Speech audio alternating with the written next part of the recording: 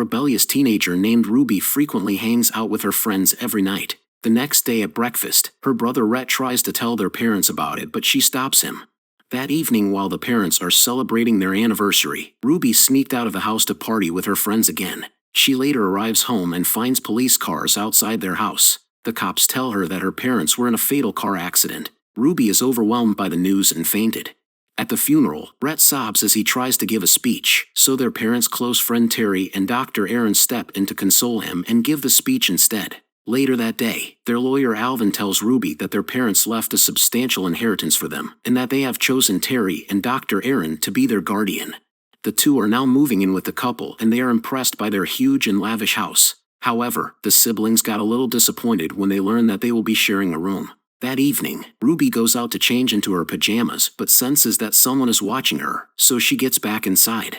Ruby has transferred to a public school, and she is uncomfortable with her new environment. She tells her friend about this over the phone, but then gets interrupted when Aaron calls her down to help with groceries. Aaron tells her to change her attitude towards her new school, revealing that she overheard their conversation from the extension phone, and this makes Ruby uneasy. Ruby had a nightmare about the accident, and she finds it hard to go back to sleep, so she decides to go for a night swim. She is startled to see Terry standing by the pool. As she gets out of the water, Ruby gets uncomfortable as the man stares at her body. Terry tells her not to swim at this hour of the night because it could be quite loud inside the house. During her driving class, Ruby remembers the tragic accident of her parents, and she didn't feel well the whole day. She tries to take a pill, but Aaron catches her. Ruby claims that it is for her menstrual cramps, so Aaron takes her upstairs where various other pills are stored, and she offers her one. The next day, Terry invites Ruby to a premiere with his employees, but she declines because she still has an essay to finish. The man says it wouldn't take long, so Ruby ends up coming with him. However, Terry brings her to a fancy restaurant instead. They talk about her childhood, but when Terry starts telling her how he felt lonely with his wife, Ruby gets creeped out and wishes to go back home. In the car, Terry attempts to kiss her, so she stops him, but then he says that he's just trying to put her seatbelt on. When they arrive home, Ruby sees that Aaron has injected herself with something and is spaced out. She starts to get uneasy with their new home, so after class, she decides to tell Alvin about it. The lawyer says he'll look into it and will have someone to visit them. Before leaving, Ruby asks how much money did their parents left them, and Alvin says $4 million. That evening, the couple explains to Ruby that the medication that Aaron injected last night was for her diabetes. Aaron says she wants her to trust them, and Ruby apologizes that she overreacted. The next day, their driver did not pick up Ruby from school, so she walks to Terry's car company to hitch a ride. In his office, she overhears Terry talking with a couple of guys about his loan, and they later harass him. She leaves and goes to the repair shop where she finds a car that is similar to what her parents own. She later goes to the internet and checks an article about her parents' accident. The article says the car they were driving was a BMW, and Ruby is shocked because her parents do not have that car. She writes an email to their lawyer to find out who owns the BMW that her parents drove that night. Terry later goes to her room and finds Ruby sleeping. He checks her laptop, and she barely finished her essay about Hamlet. The next day, Ruby wakes up and finds that her essay was completed. At school, a social worker talks with Ruby and says that she was contacted by their lawyer to investigate her problems with their guardian. Ruby tells her everything, like how she shares room with her brother, Terry's behavior, and Aaron injecting medicine. The next day, the social worker goes to the house to do an inspection. However, the kids already have separate rooms, and when she goes to check Aaron's medicine box, the illegal pills are no longer there. She then talks to the kids, and Ruby is upset that the social worker did not find anything in the house.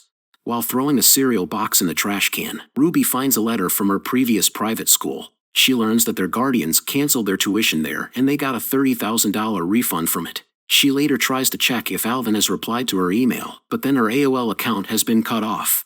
Terry got a late-night phone call from the man he owed money to. Ruby takes the extension phone and eavesdrops to their conversation. She learns that Terry used the $30,000 school refund to pay for the interest, and the loan shark gives him 2 days to pay the remaining debt. After their call, Ruby saves the loan shark's number to the phone. She calls Alvin the next day to ask about the BMW, and she learns that it was registered to Terry's company. Ruby is interrupted by her teacher and is brought to the principal's office. It turns out that the Hamlet essay she submitted was plagiarized from a book. The principal says that it is possible that they might expel her from the school.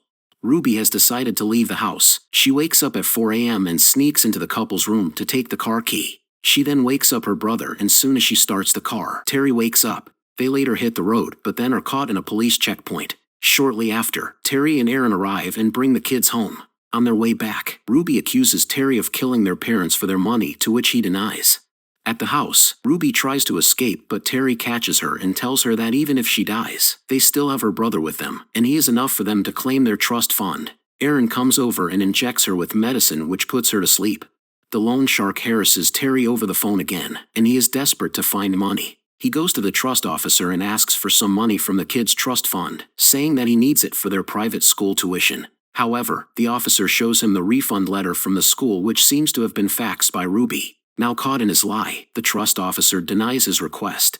Meanwhile, Aaron, who has been stealing medicines from the hospital, is called by the medical director. She is now losing her medical license, and this led to a heated argument between the couple. It is revealed that Aaron started to become a junkie after Terry killed the kids' parents. She wants to stop what they are doing, but Terry tells her that it's too late for that. He says that they need to get rid of Ruby, but they have run out of stuff to overdose her, so he leaves to find some. Aaron sees an old video of her and Ruby playing when she was still a child, and this made her very guilty. The next day, Ruby wakes up with someone hugging her, the lifeless body of Aaron. Terry arrives and finds his dead wife, but he can't find the kids. They are about to leave the house, but Terry catches them, and he locks them up in the basement. Luckily, Ruby finds a small window which they could use to escape. Meanwhile, Terry tampers with the brakes on his Jaguar and parks it outside the house. He then gets a drink and later falls asleep. Rhett manages to get out and takes the key from Terry, who was just pretending to be drunk. As they are about to leave, Ruby got suspicious of why were they able to escape easily. Someone rings the doorbell and Terry quickly gets to his feet. It is Alvin, and the lawyer informs Terry that the bank has blocked his guardianship account because the trust officer has suspicions. It turns out that Alvin has been the one informing the couple of Ruby's complaints because he trusted them. Shortly after, the loan sharks arrived to collect the money. They said that his wife called and gave them their address, but Terry knows it was Ruby who did it. As Alvin tries to leave, one of the men stabs him to death. They try to take Terry using his car, and he begs not to use his Jaguar. That's when Ruby realizes that he did something to that vehicle. Terry brings the loan sharks to his other car, but its tires are flat. Terry gets terrified that they will use his Jaguar, so they tie him up and force him to ride his tampered car. When they left, Ruby comes out with the knife she used to puncture the tires. The men are speeding down the road when the driver realizes that he no longer has brakes. He couldn't stop the car until they hit the barrier and fall off the road. Ruby and Rhett are walking down the road when a sheriff sees them and gives them a ride. They pass by the barrier where Terry's car fall off, and as the sheriff goes to check it, Terry knocks him out and takes his gun. When Ruby sees him, she quickly gets to the driver's seat and started the car. She floors the pedal towards Terry and hits him before he could shoot them. Other police officers later arrive and rescues the two. Ruby and Rhett visit their parents' graveyard, and they are accompanied by their new guardian, an uncle whom they haven't seen for 10 years. Did you like our movie recap? Please don't forget to like and subscribe to our channel. To be updated for new movie recaps, hit the notification bell.